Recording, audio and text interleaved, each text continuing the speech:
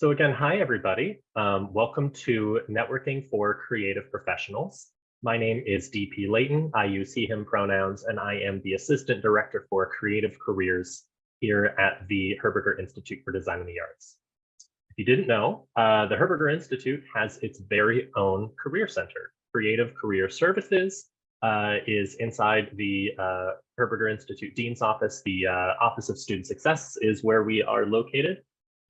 While we do have physical locations in the locations here in Arizona, about 90% of our services are actually virtual, online. All of our services are open access online. Different things like resume reviews and advising appointments and networking events and webinars like this are all available online. So you don't have to physically be here in Arizona in order to connect with us and use our services. So today we are going to talk about tips for networking for creative professionals. Whether you are an alumni who's been in the industry for 14 years, or even a prospective student who hasn't even started college yet, everyone can benefit from this and everyone can start networking and using these tactics. It's never too early to start and it's never too late to start. I'm going to go ahead and share my screen. Alrighty. So I always start off with this slide, taking care of your career, especially when you are networking and especially when you are actively applying to jobs and stuff. These are 4 very important habits to build. The first is checking your email. And when I say email, this can also extend into your messaging apps on social media, such as LinkedIn and Handshake and more. But check your email. Please build a consistent habit. I set aside at least 1 hour every Saturday or Sunday, depending, to just check through all my emails. If you're like me, you have a student email, a work email, a friends and family email, a spam email for signing up for things online. Regardless of what you have, try to build a consistent habit of checking your emails. I'd love to use the reaction feature if you've ever seen an all call for artists or an email about a job post or anything like that with a special date. You didn't read the email until after that thing had already passed, until after the time. And use the reaction. I know some of you guys have. Well, it happens, and it will happen, and that's okay. It's kind of just part of the game. However, yeah, okay, we see some thumbs up here. So it's going to happen. It's totally fine, but it's going to happen a lot less frequently if you build a consistent habit of checking in. The other thing is to answer your phone calls, especially people today, millennials and underneath. Answering phone calls isn't the greatest thing. I don't know about you, but my spam calls have just been increasing over this past year. Your phone is pretty good at telling you whether or not it is a spam call. But especially if you are actively networking and actively applying for jobs, make a habit of answering phone calls.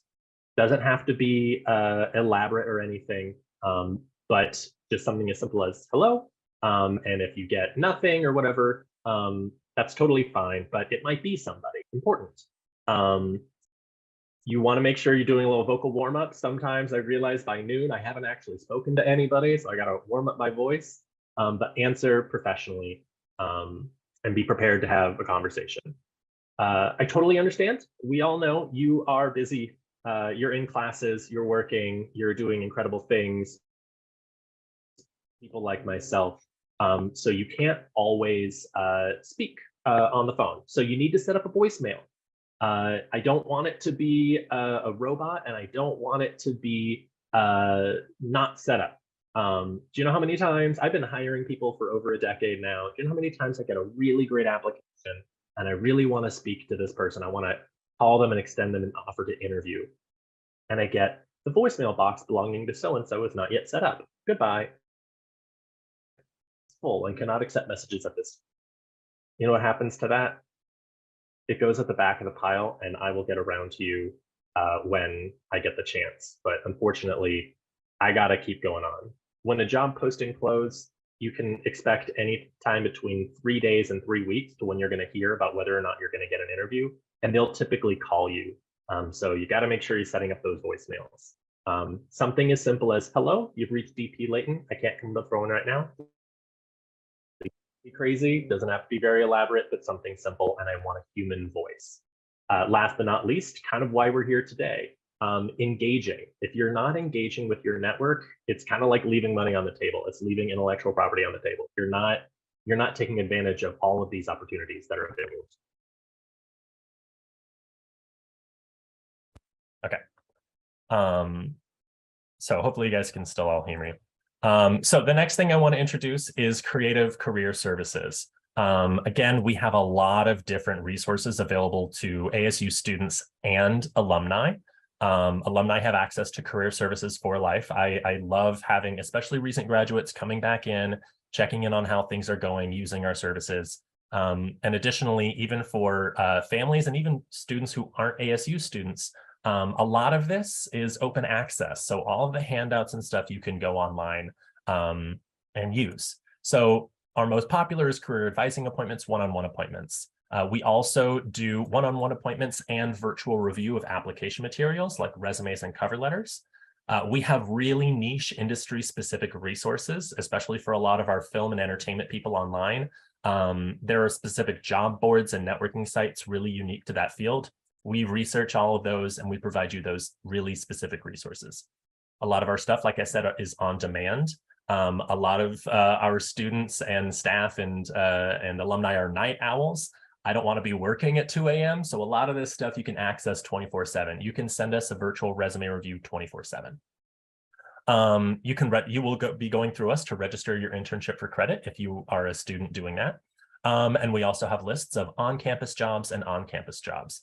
I don't need to read the statistics, but there are really great statistics about students, enrolled students with on-campus jobs actually have higher GPAs, better attendance, and better overall persistence, meaning they graduate in time, than students who don't have on-campus jobs. It's not to say you absolutely have to get one or you're not going to succeed, but very often there's this myth that if I have a job, I'm not going to be able to do schoolwork. The great thing about on-campus jobs, and those go for remote jobs as well as on campus, is that they accommodate for your academic schedule, whereas an off-campus job might not necessarily be able to do that. So the reason we're all here today, what is networking? Why is it important in your field? What does it mean to you? Well, 80% of jobs in creative industries, especially film, media, and entertainment, it might even be higher, they are secured through networking. Now, that doesn't mean nepotism. It doesn't mean daddy got me a job over at MGM. What it means is a lot of the stuff that we're going to talk about today helps secure your job. It helps get your foot in the door a lot easier than just going in blind. So the benefits of networking, you learn about different opportunities in your field. Film, entertainment, media, arts, design. There's such a wide and varied ecosystem of careers. My background is in photography, and when I was freelancing, I can tell you there are a lot of jobs. Being behind the camera and being the photographer is just one of probably about 20 jobs that are around on set. And especially if you've been on a film set, you know that there's a lot of jobs on there. You can find out about different opportunities on set. Obviously, making a connection. Humans like speaking to other humans. All of this becomes a lot less scary applying to jobs if you have a human on your side that you can ask questions with and connect with. Learning, we're going to talk about how networking is actually research. Even if you're not speaking to a human, networking helps you find out a little bit more about your industry and explore other options. So I always love using this slide. We are all two toddlers in a trench coat pretending to be an adult. When I present in classes, I typically at this point turn to the faculty and say, hey, do you have it all figured out? And they shake their head no. I don't have it all figured out. I'm sure everyone on this call, no one has it figured out. We're all growing and learning. We're just human beings. And when you're networking with people who are a little bit maybe more senior than you, every single person has been in your shoes. They've been where you are. If you're a graduating student, we all know how scary it can kind of be to, like, for a lot of us, be out of school for the first time since kindergarten. Like, it feels weird, and like jobs are now like a thing. It's okay. You don't have to be nervous. There is literally no downside to networking whatsoever. So the first and foremost is finding awesome people. How do you find awesome people? Well, communicating is networking. You can network with your faculty and staff, with your alumni, with industry professionals who are at companies you like or doing jobs that you like. You can network with people within your own community, faith-based communities, clubs and organizations, even your class, and your peers. When I'm teaching to classes, I always tell people, look to your left and look to your right. These people are not your competition. They're your lifeline to jobs in the future. Still to this day, I've been out of school for a number of years, let's just say, and I still to this day have friends of mine forward me stuff for like museum and gallery work and fine art work. And then I'll still have old clients reach out to me for things like taking weddings or doing fashion photo shoots. And I connect them with friends and alumni of mine that I have scattered all over the nation and all over the world. So your peers are also a reliable, your classmates, your friends are also reliable. Even your family can be a great place to network. Where can you network? It happens again, both online and in person. ASU, especially for students, ASU has so many incredible events that you absolutely should go to. If you're going to in-person events, if nothing less, you probably get some free food. Just go and show up, even if it's not related to your industry necessarily. Actually, especially if it's not related to your industry, if it's your first time going to a networking mixer or a career fair or a movie screening or anything like that, just go, because there's nothing to risk. If you're not actively applying or whatever, get your feet wet, see what it's all about, so that when you actually need to network to find jobs, you already know what the lay of the land is. You know how to warm yourself up and talk to people. But there's so many other things outside of events. You can go to alumni associations and clubs and organizations, career events, conferences. A lot of people don't realize that now, especially after COVID, there are a lot of virtual, online, and in-person conferences that are actually free to students. So make sure to check a lot of these things out. And of course, online, especially right now, post-COVID, is probably the biggest way to network. Hopefully everybody here knows about Handshake. There's, of course, Handshake, where you can research and find employers. You can find events that ASU is hosting or that even employers are hosting. Disney actually just hosted like a month ago, a networking event for their college internship program. You can also go on LinkedIn and really just any social media. Obviously, going to career fairs and events. Student clubs and organizations have both in-person and online stuff. One of my student workers is the head of one of the art book clubs, and they only meet online and through Discord. There are, of course, conferences online, professional associations, not just student orgs, but professional organizations that, again, might be free for students and alumni. But before you start, especially online, you need to manage your digital footprint. I one time interviewed for a job, and in the interview, they said, "Oh, hey, we found this Flickr account online. Is this the right person?" And I'm like, "Oh, my Flickr account from high school with old high school photos." Yeah. I didn't do a good job about managing my digital footprint, and I was caught with my pants down. It was really embarrassing. So make sure that you are managing your digital footprint. Any of your unprofessional or just really personal social media profiles, set them to private or change your name entirely. And if you do have a professional profile or you want it to be seen by professionals, make sure that you're updating it, you're creating a robust profile, you're deleting the stuff that's a little bit too personal, and that you're engaging. I one time had a student worker who networked, had an informational interview with a ceramicist that she found on TikTok. They had a great conversation through Zoom, but they connected immediately through TikTok because he had professional stuff up and so did she. So it was you can network anywhere. How do you start networking? We talked, establish an online presence. We're going to have everybody make sure that you're creating a good LinkedIn profile. And after this, I recommend taking the same tactics and doing it for all your other social media sites. You're going to want to craft a powerful introduction. Know who you are as a professional, what sort of opportunities you're looking for, and how you want to pitch yourself. How do you want people new people who you never met before, how do you want them to see you?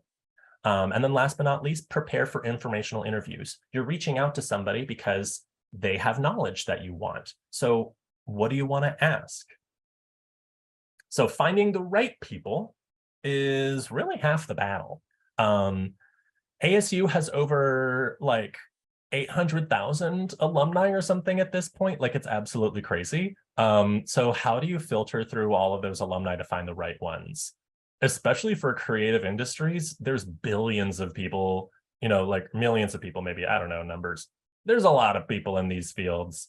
Disney alone has like way too many people for you to sift through. How do you use keywords and filters and tools on these sites to find the right people?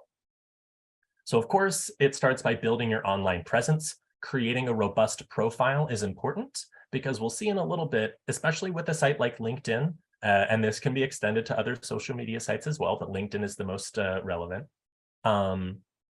If you don't have a robust profile and you're not connected with enough people, you actually won't be able to see certain pages and connect with certain people. You have to have someone in common. You have to be connected to things. You have to have a more robust profile.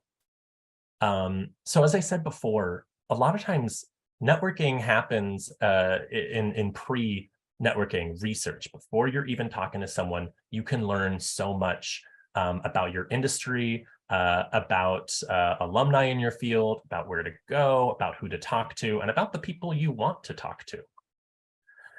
So when you are on LinkedIn, and actually right now is a great time. If you guys are on your laptop, especially if you have dual monitors, that's fantastic.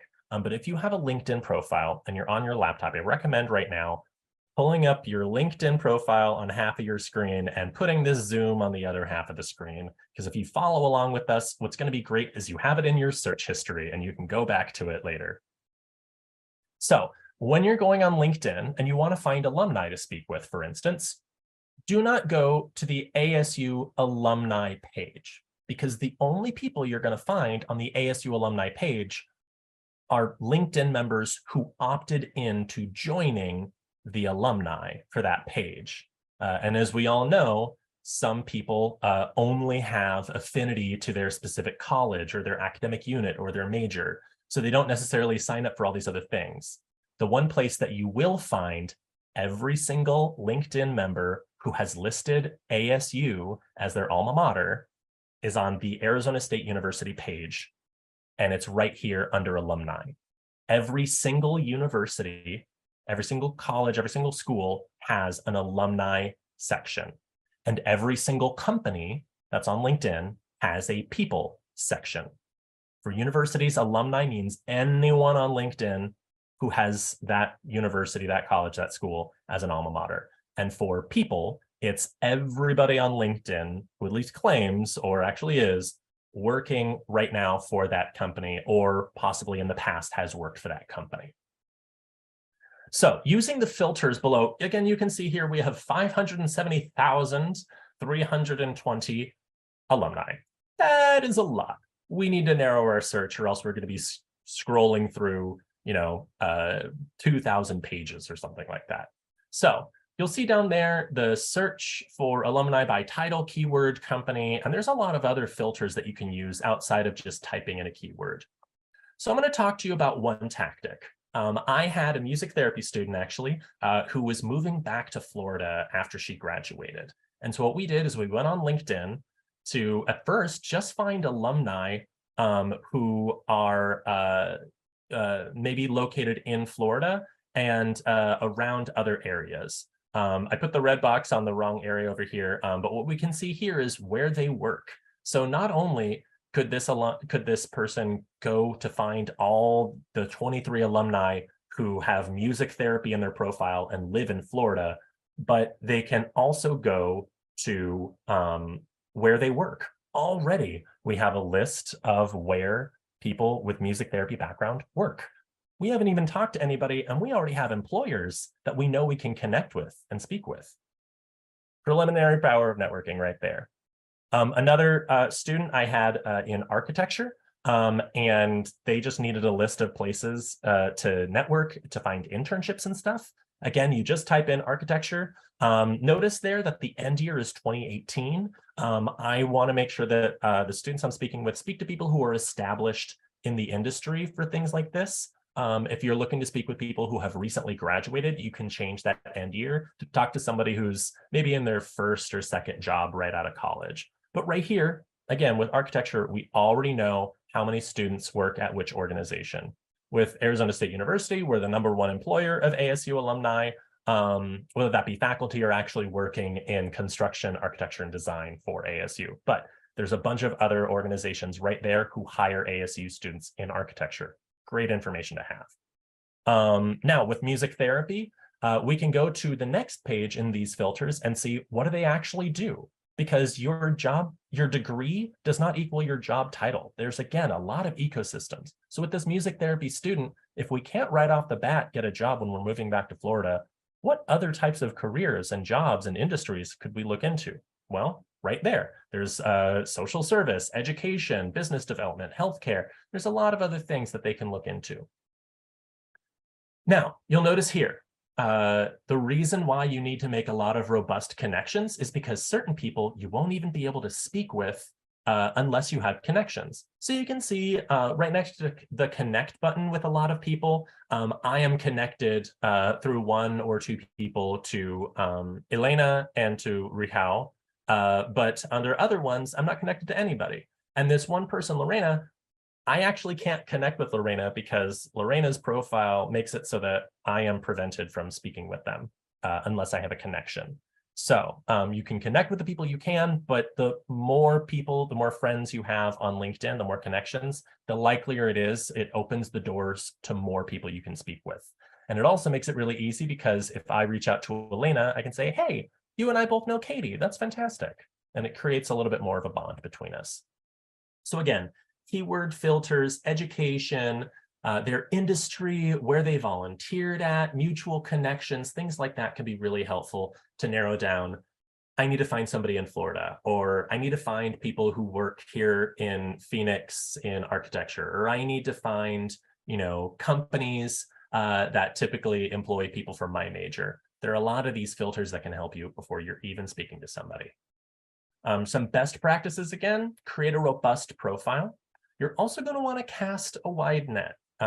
This isn't just like a 2-day thing of networking that's going to solve everything. You're going to want to do this consistently, and we're going to talk about casting a wide net and being persistent with networking with people. You're going to want to take notes on what you find. All of this research is really good, but it's only good if you're keeping record of it and you're tracking it. If it's just things in your brain, you're going to forget it. So take notes about what you find. Also research the individual. We'll talk about that and the importance of sending an icebreaker. But these are some really good kind of like top-down things. You got to start with the one before going to the next one. So you can't take notes on what you find if you're not casting a wide net and doing that research. You can't find an individual unless you're taking notes of where to even look. So the other one, I'm thinking in the interest of time, we might not have a whole lot of time to do this activity. But what I want you to do is take notes right now on the people who are on this call, including myself, and write down their names. And if you have your LinkedIn open right now, go ahead and look for them on LinkedIn. And if you don't have a LinkedIn profile already, I recommend setting it up. It's actually a great activity. Set like 2 hours aside one day this weekend, just dedicate time to that and just fill out a profile. What's great about LinkedIn and other sites like Handshake, LinkedIn, and other things, it'll actually tell you percentage-wise how robust your profile is and what missing information you might be able to fill in. But if you connect with everybody here, believe me, everybody has something to offer everybody else, especially if you're a graphic designer. Everyone will be barking up your tree to help you with things. But everyone has something to offer, and there's never a bad person to connect with. So continue growing your network. One assignment I want everyone here to do is to take a photo of this or whatever, and do that this weekend or sometime next week. Connect with every single friend and classmate that you can think of, family members, friends and classmates and stuff. Even if you think they're in an irrelevant field, they have a network as well, and they might know somebody who knows somebody, right? Reach out to faculty and staff, both previous and current. You can connect with myself. My colleague Juliet is on here. Juliet oversees experiential learning and internship processing inside Creative Career Services. Good person to be connected with. Reach out to alumni in your area and connect with them. Look for people at companies that you are interested in. And then, of course, you're always going to want to send a thank you email after you meet with people. If you interview for a job, certainly connect with those people on LinkedIn and send them a thank you message either through email or on LinkedIn. So there's a difference and a distinction between what we call cold connections and warm transfers. So a cold connection, these are people you do not know. You haven't spoken with them yet. With these people, you're going to need to send an icebreaker message introducing yourself.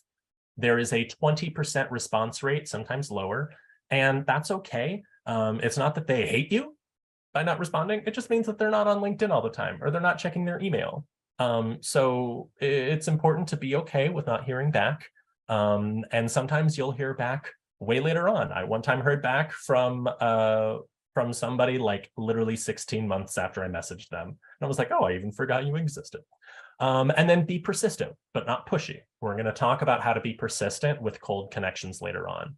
But with warm transfers, this means that someone is making the connection. You've spoken with the faculty and they say, hey, I think you should speak with this other person. And then you hold that faculty accountable and you say, hey, Phil, you mentioned that you were going to connect me with so-and-so.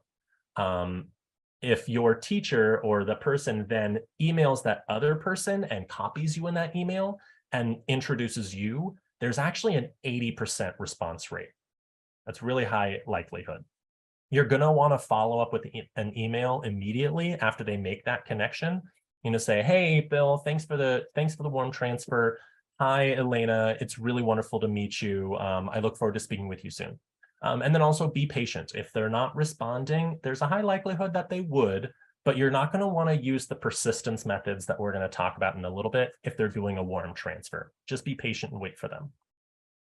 So for icebreakers, people you don't know, it follows a really simple format. And if you follow this format, you'll probably make it into the character limit. I think it's like 350 characters that you send through most social media sites, especially LinkedIn. So hello, insert name here, person who you're speaking with. Do not use just their first name, use first name and last name. And if you can see their degree and they have a terminal degree and they have they're a doctorate, put Dr. So-and-so. I misspelled name, anime. I'd love anime. But my name is, insert your name. I am studying or graduated from this program. If you're a student, do that. If you're not a student, you can reference your current job or your passions or something. Reference how you're connected. If you're connected, like, hey, you and I both know Phil. He was one of my former teachers. Then you express, I'm interested in learning more about your job in XYZ, hearing about your time with that company. What did you do post-graduation? Things like that. I would like to, you're going to want to make sure you're not sending emails back and forth with 50 questions. You want to try and probably get them in person or on the phone or Zoom. But I would like to speak with you about such and such, ask you questions, get your feedback on blah, blah, blah. Now, this is the critical thing. And if you remember nothing less from networking, remember this. If you're sending a cold icebreaker message, give them a time frame. Are you available the second or third week of April? The reason you want to do this is because that is a very simple yes or no response. If you turn to me and you say, hey, DP, are you available sometime in the future? I'd be like, what, between now and when I die? Like, I have no context of what that framework looks like and when you need this advice. So if you say, hey, DP, are you free are you free sometime next week? I can very easily say, hey, you know what, I'm not. And about 9 out of 10 times, they'll actually give you an alternate time that works for them. Or they'll ask you, hey, you know what, let me know your general availability. They'll typically, if you give them a time frame, set up another time frame. Where if you leave it open, there's actually a less likelihood that they'll ever respond at all. And you always want to thank them for their time by looking at this. And I like the confidence in the statement, I look forward to speaking with you soon. It's not pushy, like I need to speak with you right now, but it's the confidence in, I have confidence that I am going to build this relationship with you. So I really like that statement in cold connections. This is just an example that I use when teaching classes about this. It's very easy. Again, I've got all the things in here. Follows a very simple format. If you haven't taken a photo of this yet or a screen grab, do that. This is a really helpful slide. So again, persistence is important. Again, we talked about it being 20%. Look for the person, not just on social media, but also their company website, even Google search them if they have their own personal website, and find their email. It's actually a higher likelihood if you email them that you're going to be connected. But if you're connecting with them on LinkedIn, you don't want to necessarily start by emailing them and sending a LinkedIn message. Connect with them and send that LinkedIn message first, and then go to email. But if you only have email, start with email. That's fine. Step 1 is outreach, that icebreaker message. We already talked about that. Step 2, 2 weeks after sending that, if you haven't heard back, make sure that you're sending this again, either on social media or email. If you're sending this on LinkedIn, maybe hop over, if you found their email, maybe hop over to email and say, hey, I'm bringing this back to the top of your email. I'm hoping we can find a time to meet. And then again, 2 weeks after that, send a final message which says, hey, you know what, it doesn't really seem like timing is working out, but let me know if you find some time in the future to connect. Thank you again. Because what that does is if let's say I'm on parental leave or I'm on vacation and I come back, I don't want 50 emails from you, but also I might be missing your email. But if you very politely send me reminder emails, I'm going to be a little bit more inclined to respond. So networking to find jobs and internships, getting your foot in the door and increasing the likelihood that you're going to get something.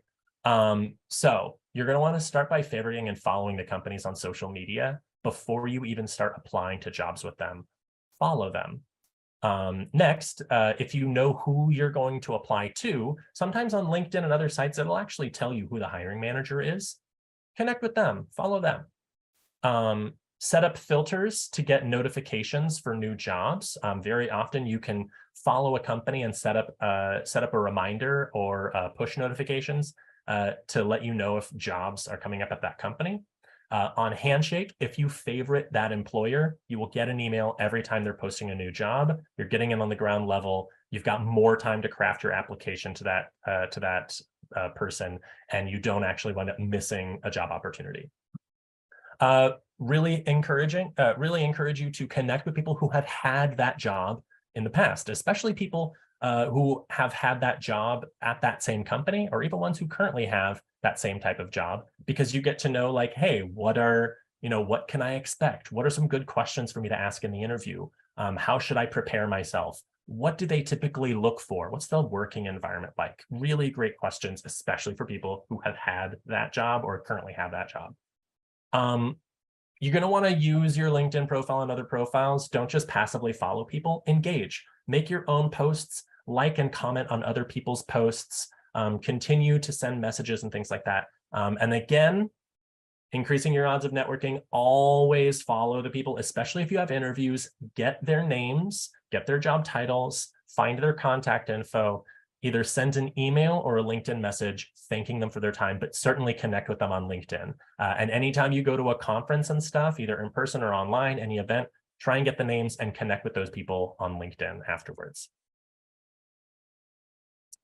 So how do you ask questions? How do you pitch yourself outside of just a cold connection? When you're emailing somebody, when you're actually in person or on Zoom speaking with them, what's that powerful introduction that's going to be concise, get your point across, and not kind of be fumbly. If you're like me and if you've ever been in an interview and they say, oh, tell us about yourself, sometimes you're nervous and you darn near forget your own first name. If you craft a powerful introduction and you rehearse it ahead of time, it's going to flow naturally. So you're going to start by opening with your interests. What interests you in this career field, this major and field of study, this company, what interests you in that person, things like that. You're going to discuss your experience, which makes it like relevant for why you're speaking with them. Either, hey, I'm looking to just learn more about this career field. I'm a freshman. I don't even know what classes to take. Or, hey, I'm a graduating senior. I'm looking to find like where jobs are typically posted for our type of careers. Or you're an alumni saying like, hey, I'm retooling, I'm switching career fields or whatever. Note your strengths, skills, and competencies, not just your experience, but also like what you bring to the table. And again, finish by explaining what you are looking for, what you want to have happen out of this conversation. I love this slide. Very often, networking and pitches start from the back front. They start with why, how, what. They start with what, how, why. And I want you to go why, how, what, because everyone knows what they're doing. And some people know how they're doing what they do, but not a lot of people tend to explain why they're doing that thing. Why are you a creative? Why are you in this type of career field? Why are you passionate about the things that you do? Then how do you do the things that you do? What is your skills? What are your experiences? What do you bring to the table? And then what? What do I want out of this opportunity? What do I do? And things of that nature, you guys understand.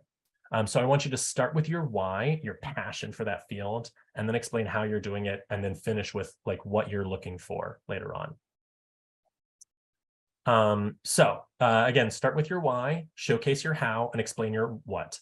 The best thing to do is start with a long thing, just like extemporaneous speaking, write it out or type it out on something. Just write a huge long one. Don't limit yourself.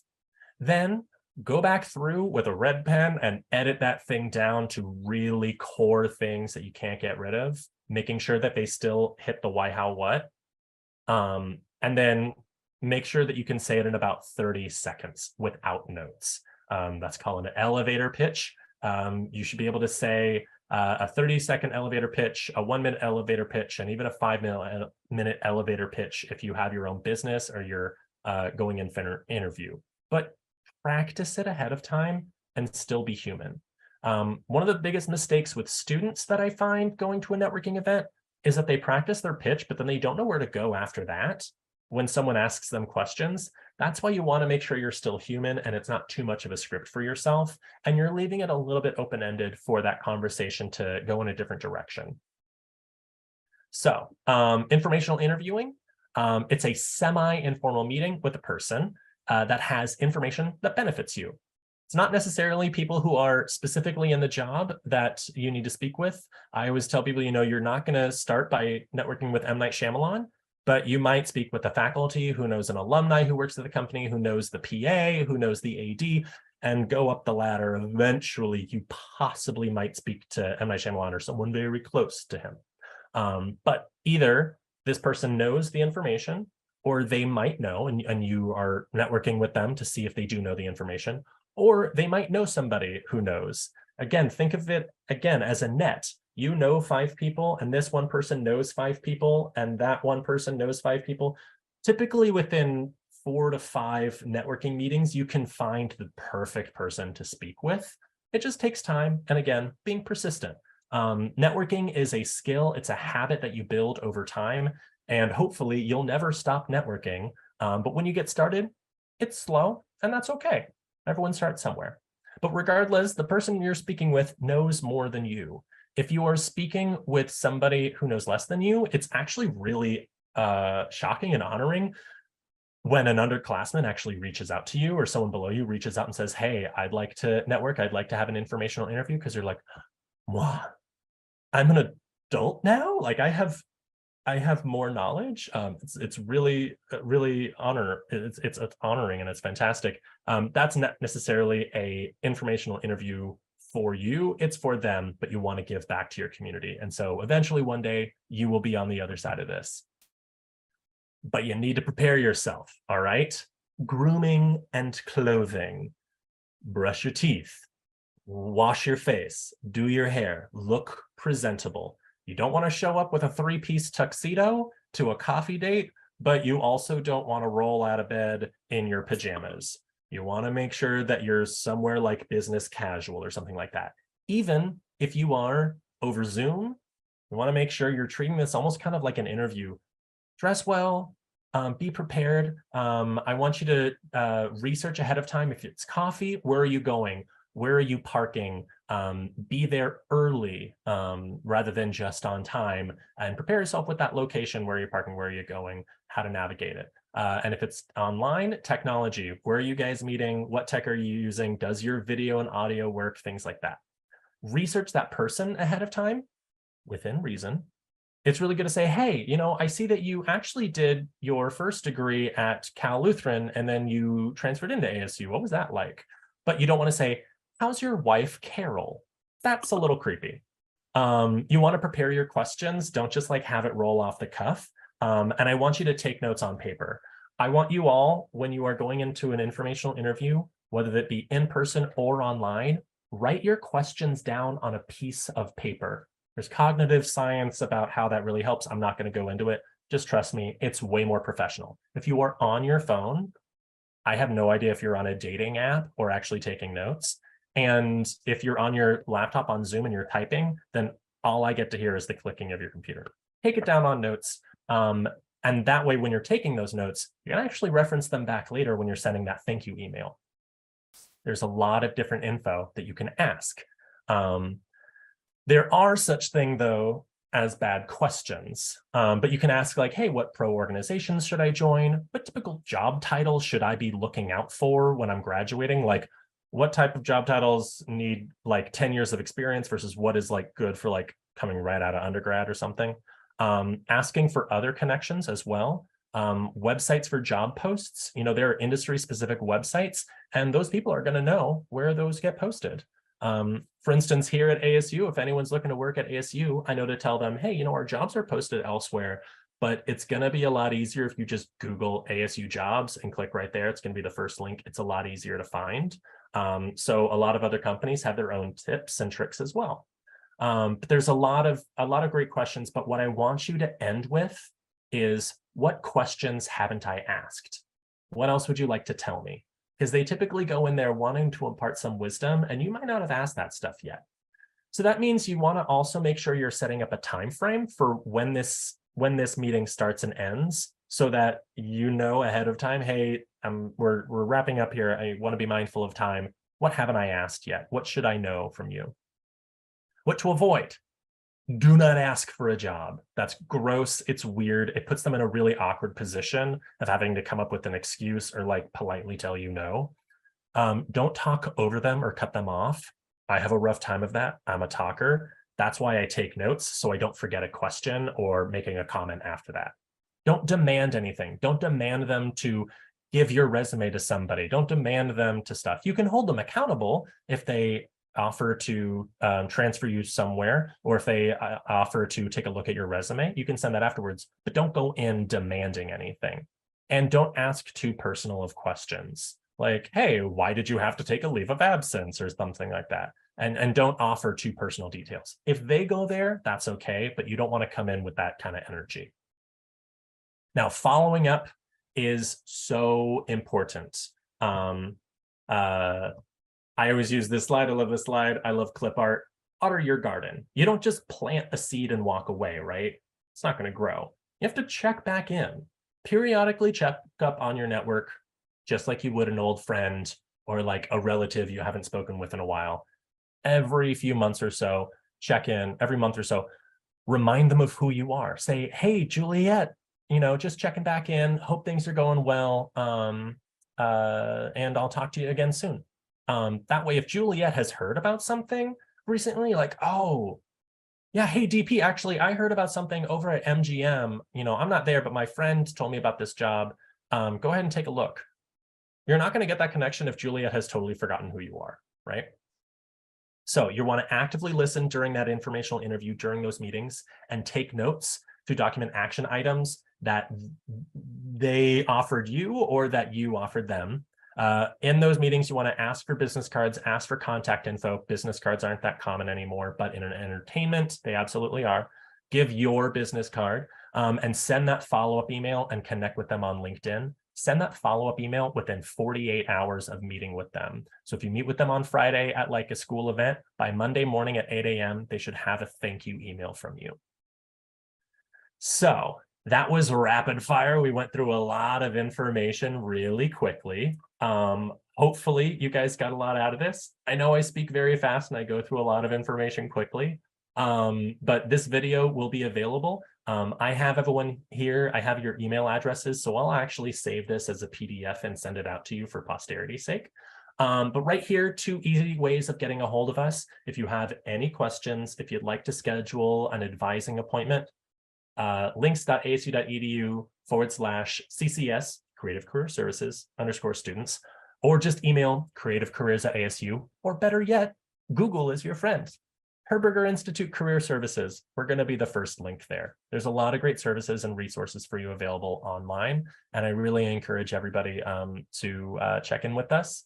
And again, activate your network. There's no bad time to start networking, and there's no drawbacks to networking. It doesn't have to be scary. We're all just human beings connecting with one another.